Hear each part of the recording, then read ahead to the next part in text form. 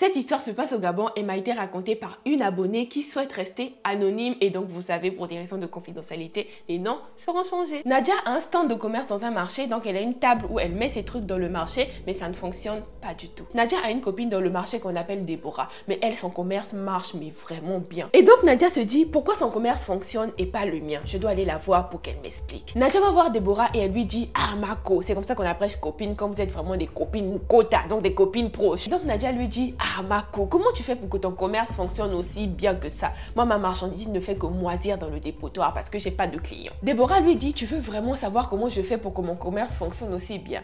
Nadia lui dit, bien sûr, c'est comment tu veux garder le secret pour toi-même. Déborah lui dit, t'inquiète, je te dirai. Des jours passent, mais Nadia attendait toujours la réponse de Sako. Nadia va encore voir sa copine Déborah et lui dit, ah Mako, depuis là j'attends la réponse mais tu me donnes pas. Déborah lui dit, t'inquiète pas, cette nuit tu auras ta réponse. La nuit tombe et Déborah ramène Nadia dans un endroit où il y avait une rivière. Nadia dit à Déborah, ah Mako, on est là, on fait quoi ici la nuit dans une rivière? Déborah lui dit, ah tu m'as demandé comment je fais pour que mon commerce fonctionne. On est là pour que le tien fonctionne aussi. Nadia dit, ok, je veux vraiment que mon commerce fonctionne parce que je ne fais que tourner à perte. Elles sont restées quelques instants les pieds dans l'eau à attendre que quelque chose se passe.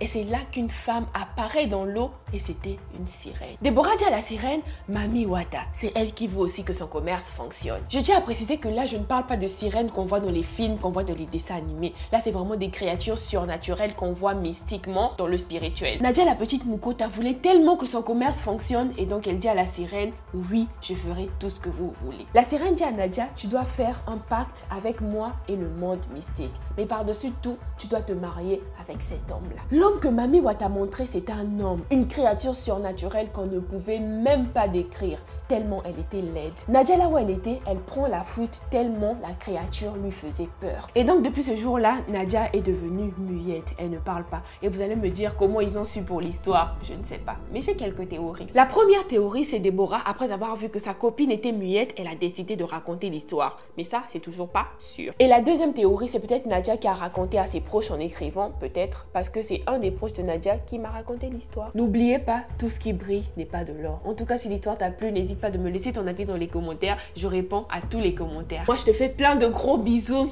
et tu peux m'envoyer ton histoire par mail. Mon adresse mail se trouve juste sur mon profil. Ciao, ciao!